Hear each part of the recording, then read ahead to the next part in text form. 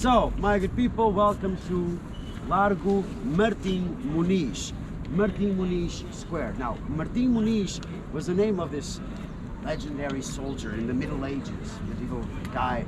But before I talk about him, I should start with the origins of Portugal, how it all began. It didn't start with the country of Portugal, it started with the county of Portugal.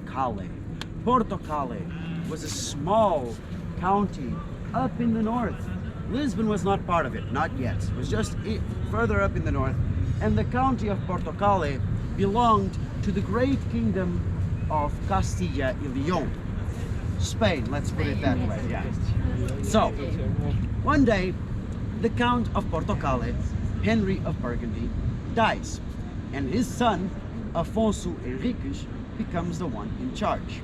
But something you should all know about Afonso Henriques, the guy was crazy, right? The guy was a madman.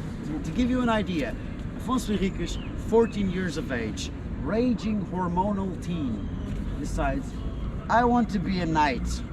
I want to be a royal knight. I want to be a holy knight. I want to do that. And so everybody was just like, no, you can't. You're 14. You're a goddamn child. You're a kid. No one's gonna knight you, especially not with that attitude. But of course, do you think this was enough to stop Afonso Henriques and all of his desires? No. He just thought, all right, no one's gonna turn me into a knight. Fine, I'll just do it myself. So, 14 years of age, Afonso Henriques goes by himself to the local cathedral, by himself, kneels in front of the main altar, draws his own sword. I'm a knight now. I'm a knight, I knight myself, and nobody can tell me otherwise.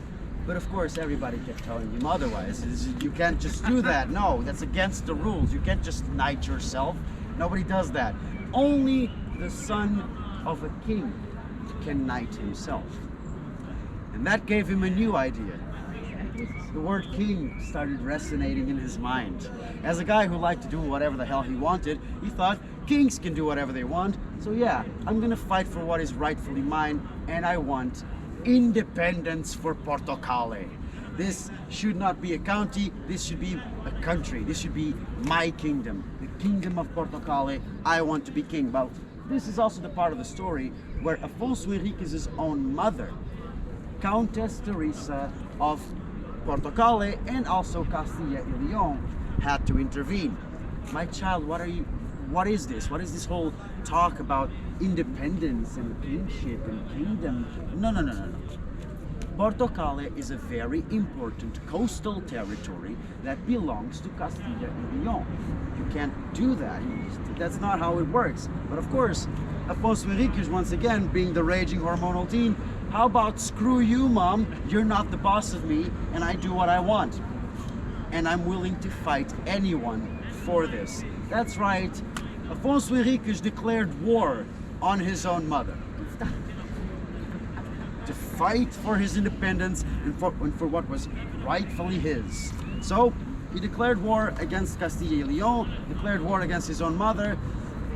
To this day, many Portuguese people say that Portugal was founded by a man slapping his own mother. Now, we don't know if that actually happened or if it was just exaggerated for comedic purposes at the time. But we do know that they did went to war against each other and that Afonso Henriques won. He got his independence. He actually won the battle. He won the fight.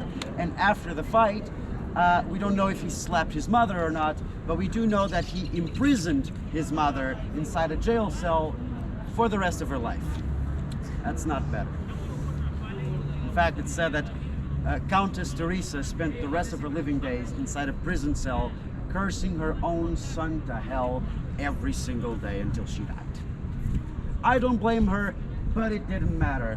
Portugal was victorious and Portugal was independent. And now Afonso Henriques thought, all right, now I'm a knight, now I'm a king. What's next? Land, territory. Portugal is nice, but Portugal is small. We need to make it bigger and better. And how do you do that? You go from north to south and drive away the Moors, the Moorish people, Muslim people from the north of Africa that centuries before had completely taken over the south of the Iberian Peninsula, the south of what is nowadays Portugal and Spain. Lisbon was Moorish territory, or should I say, Al-Ujbuna, that's how they call it. Al-Ujbuna was a Moorish city. So this takes me to the conquest of Lisbon in 1147, as Afonso Henriques and his crusaders were coming from north to south, Christianizing the land, driving away the Moors. And so they arrive here, and then they get desperate, because for 2 weeks they sieged the city of Al-Ujbuna and they could not get in. For 2 weeks sieging and making little to no progress, getting desperate. The Moorish had completely guarded themselves. The city was heavily fortified with castle walls coming down the hills and going in every direction, guarding the city from every direction. And so, desperation, until one night, one man with one mission. His name was Martim Muniz, the name of this square. A soldier in the army of Afonso Henriques, who one night he's walking around here because he's trying to find a way inside the walls. And here, my good people, was a wall. Right here. Right here there was a wall, and right there in the middle was a gate. A small gate that on that night, as Martim Muniz is walking by, he sees that gate opening. A small group of Moorish people is coming outside. Maybe they wanted to hunt something or get some more resources. Who knew? It didn't matter. All that Martim Muniz saw was one shot, one opportunity.